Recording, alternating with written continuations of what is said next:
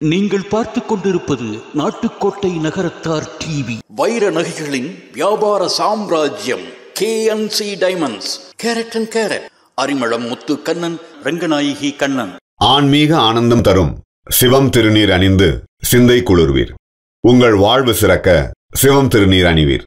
சென்னையில் வைர நகைகள் வாங்க R Arunachalam, A Ramnath, smart diamonds, traditionally modern jewellery, T Nagar, Chennai.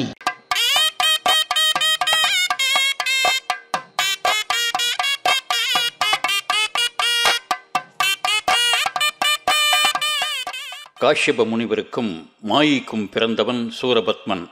சிவபெருமானை நோக்கி கடும் தவம் புரிந்து சாகாவரம் வேண்டி நின்றான்.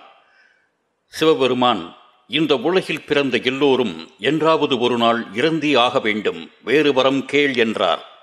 புத்திசாலியான சூரன், பிரபோ, ஆணுக்கும் பெண்ணுக்கும் பிறந்த குழந்தையால் எனது மரணம் சம்பவிக்க கூடாது என்று கேட்க சிவபெருமான் அப்படியே ஆகட்டும் என்று வரம் தந்தார்.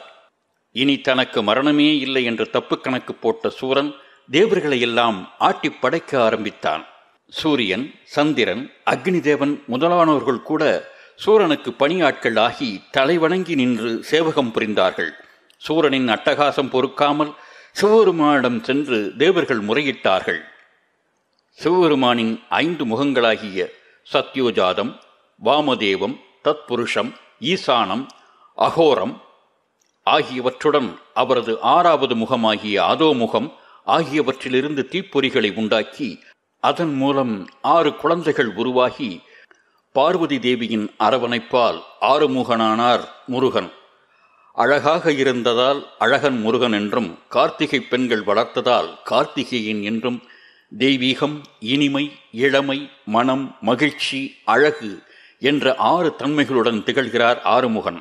சூரனை சம்ஹாரம் செய்ய போருக்கு புறப்பட்ட முருகன் போருக்கு முன்பாக தன் தளபதி வீரபாகுவை சூரனிடம் தூது அனுப்பினார் முருகன். போர் வேண்டாம், நீ நல்வழி நடந்தால் நல்லது என்று சமாதானம் பேசினார். ஆனால் சூரனோ, அடையை வீரபாகு, நான் சூரன், சூரபத்மன், அந்த முருகனோ ஒரு சிறுவன், உன் தலை உருளும் முன்பு ஓடிப்போ, முருகனை வரச் சொல், அந்த சிறுவனை சிதறடிப்பேன் என்று கொக்கரித்தான் சூரபத்மன். ஆணவம் மிகுந்த சூரனை முருகப்பெருமான் 6 நாள் போருக்குப் பின் சம்ஹாரம் செய்தார். யானை முக சூரனை வெல்வது மாயையை ஒழிப்பதாகவும், சிங்கமுக சூரனை வெல்வது கண்மத்தை ஒழிப்பதாகவும், சூரபத்மனை வெல்வது ஆணவத்தை வெல்வதாகவும் கருதப்படுகின்றது. இறுதியாக மாமரங்கள் அடர்ந்த காடு போன்ற ஒரு மாயத் தோற்றத்தை உருவாக்கிய சூரன் முருகப்பெருமானை நோக்கி பெருங்காற்றை வீசினாலும் முருகன் வேல் கொண்டு வீசி அந்த சூரனை அழித்தார்.